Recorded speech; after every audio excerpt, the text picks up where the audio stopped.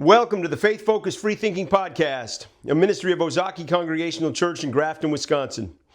This is our 21st episode, and we're glad you're with us.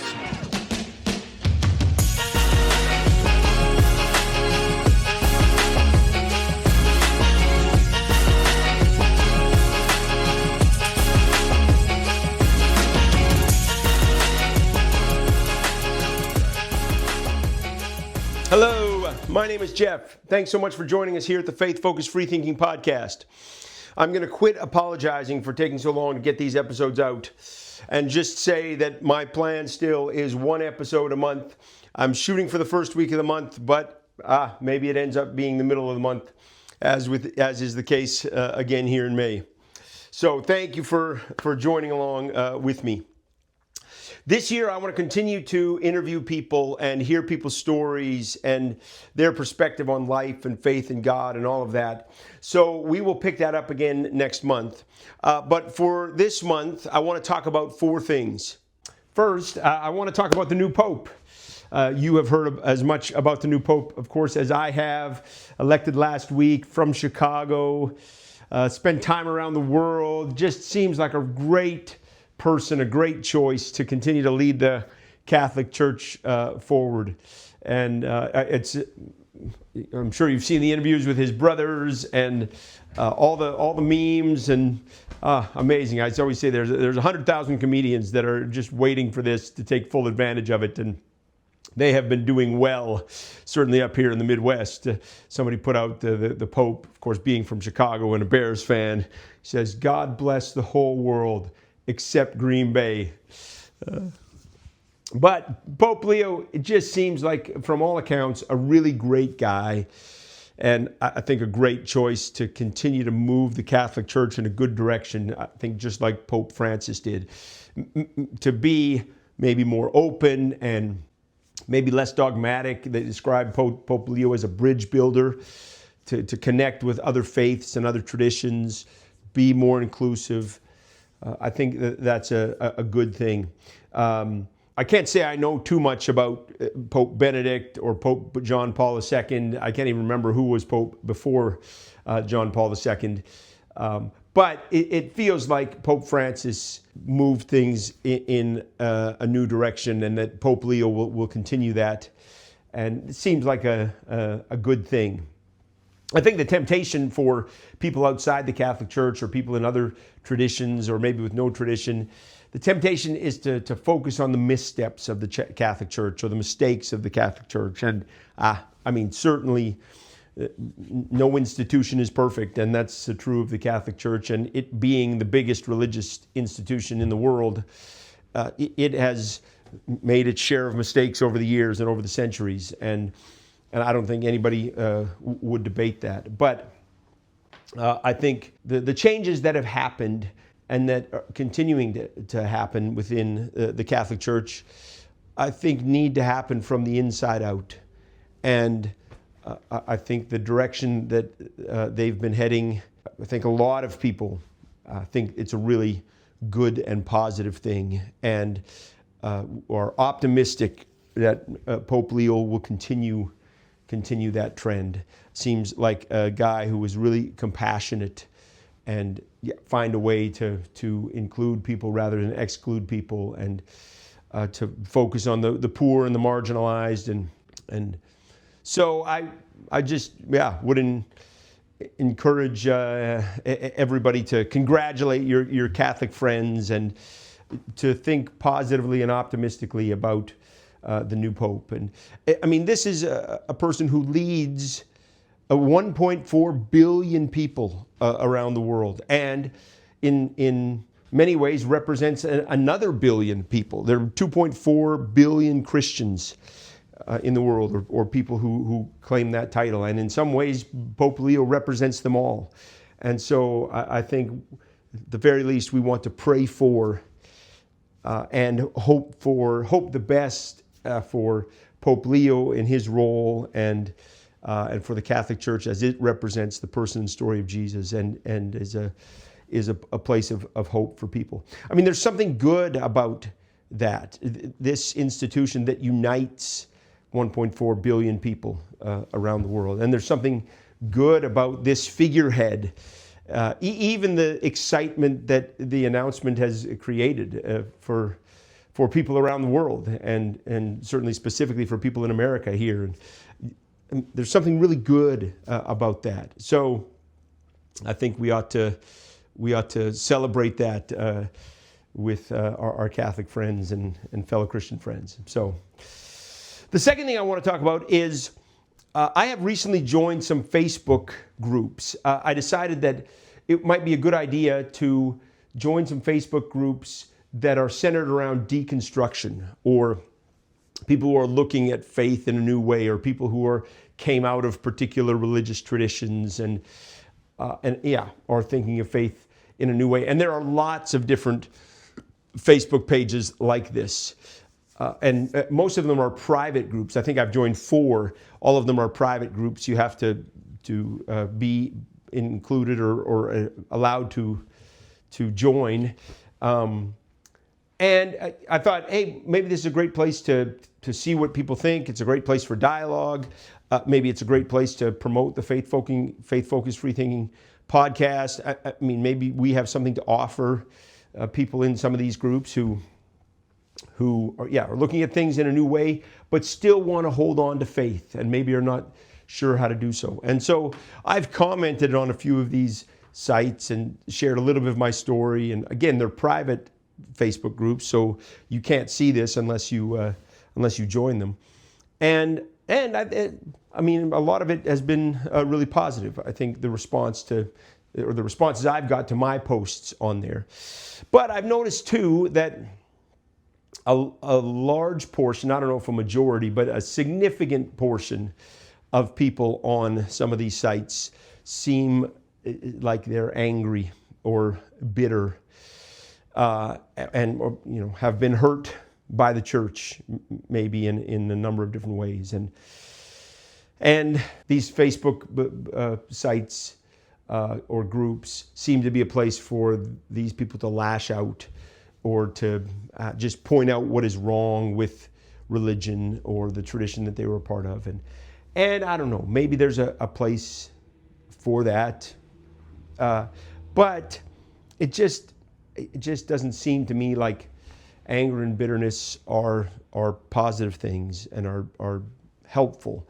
I mean, obviously, anger is a natural human emotion, and we all get angry, and we all feel bitterness from time to time in things that have happened in our lives, and some people much more so than others. And the question is, what do we do with that anger and bitterness? And it just doesn't seem like holding on to it or continuing to express it is a helpful or good thing. Now, I feel like I don't know if I'm anybody to offer any advice in this regard. I mean, again, I grew up in just such a positive environment, even though I'm thinking of faith in a new way, from the tradition that I was a part of.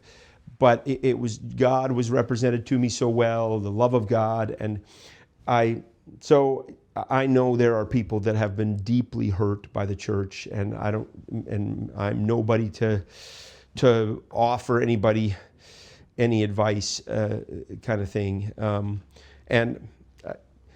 But at the same time, I just don't think holding on to anger and bitterness is a good way to go. I mean, to move towards that which leads to your own peace and to the peace of others, peace in your own mind and heart, and a love for yourself and a love for others, and forgiveness is a really powerful thing. You will never express enough anger or bitterness to satisfy yourself, and to offer forgiveness and to let some things go is a really powerful thing. And it doesn't mean that there's not boundaries you need to set in your life, and maybe there's people that you no longer associate or places you no longer go, whatever.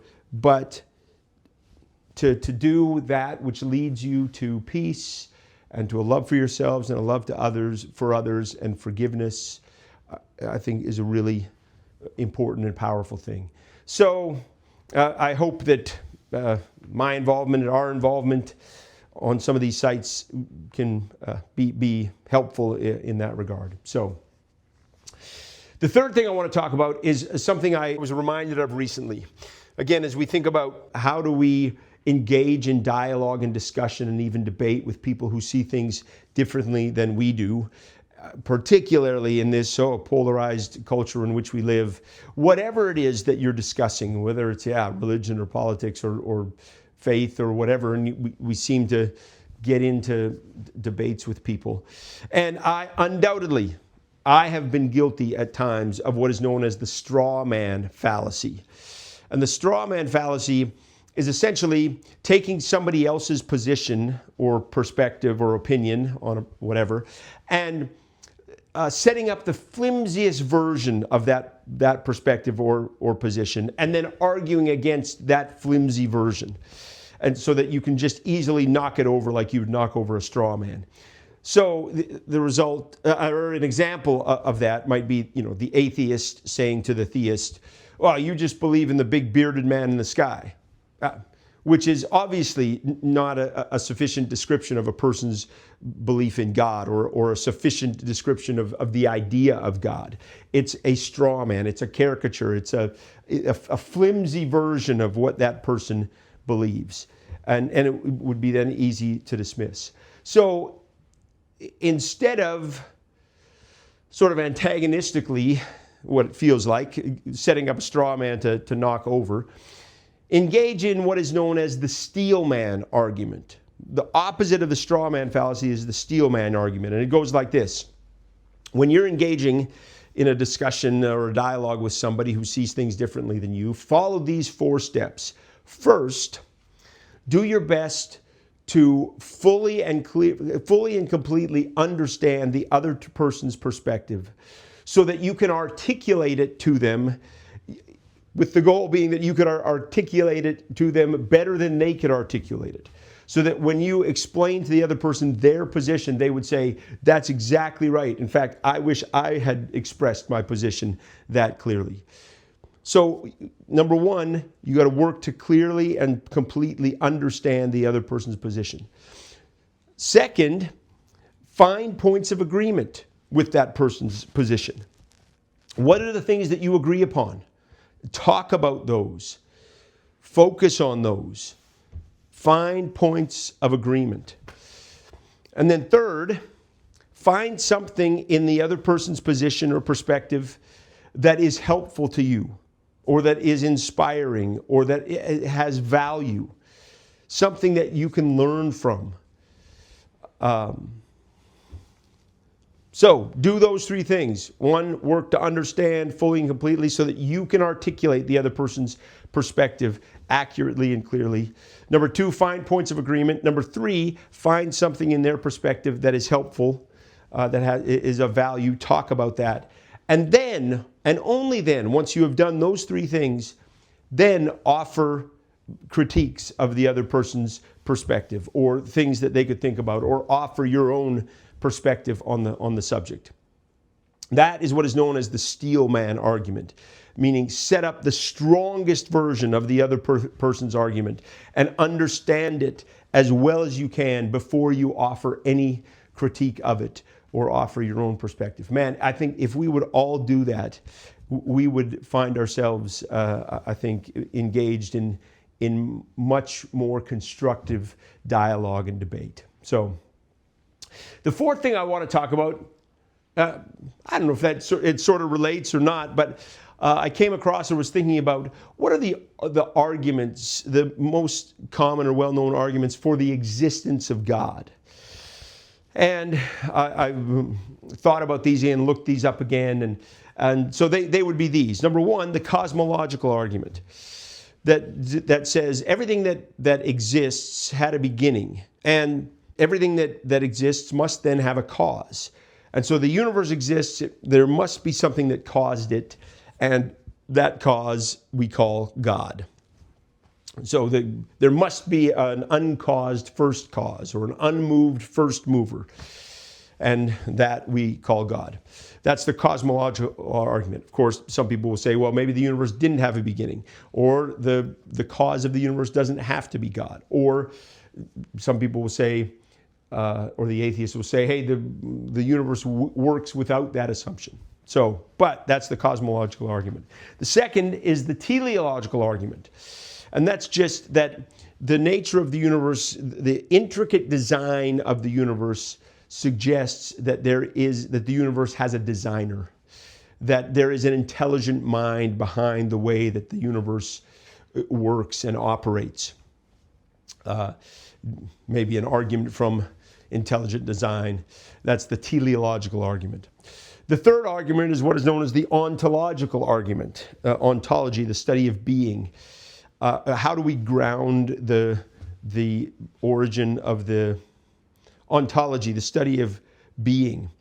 And it goes like this, that if we can conceive of the greatest possible being that we would call God, something than which nothing greater can be thought, well, logically, that being must exist in reality. Because if that being only existed in our mind, well, there would be something greater that we could think of, that namely a being like that also existed in reality. And this argument, the ontological argument, was first proposed by a guy named Anselm, and some find it, does it commit a logical fallacy? It seems to be sort of difficult to understand. But just the idea of God, that we have this idea of God, seems to suggest that God must exist in reality in order to be the greatest being of which we can conceive. So the fourth is the moral argument. That is, that if objective moral values exist, well, then God must exist. There must be a place for those objective moral values to be grounded, and they are grounded in God.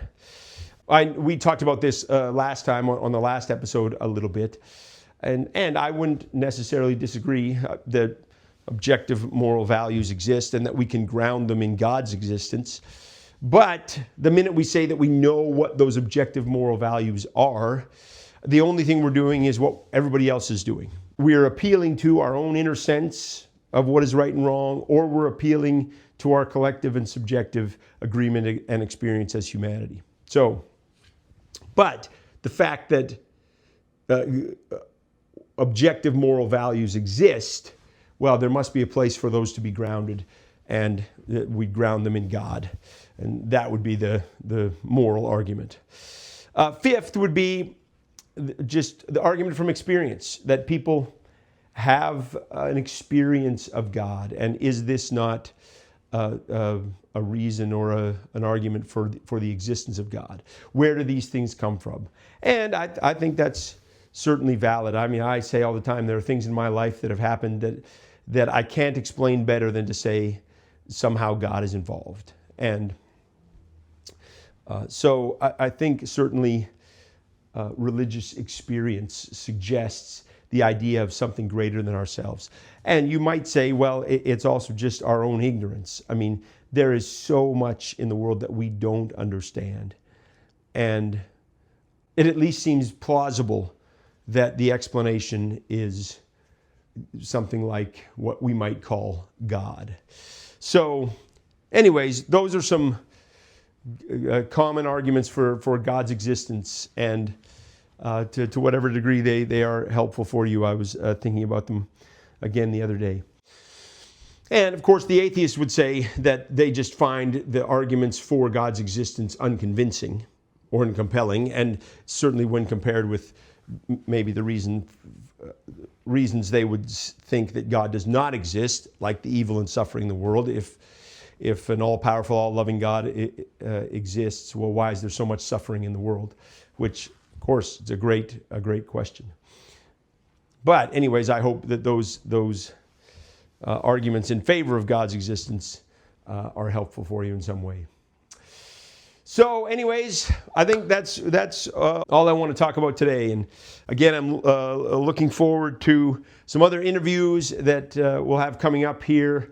I think each person's story and each person's journey is valuable. There's something for us to learn from each person's story. So I hope you'll join us in the months to come. So that's it. That's episode 21. Thanks for being with us. The summer is upon us. And I hope you have a great month, and we will see you in June.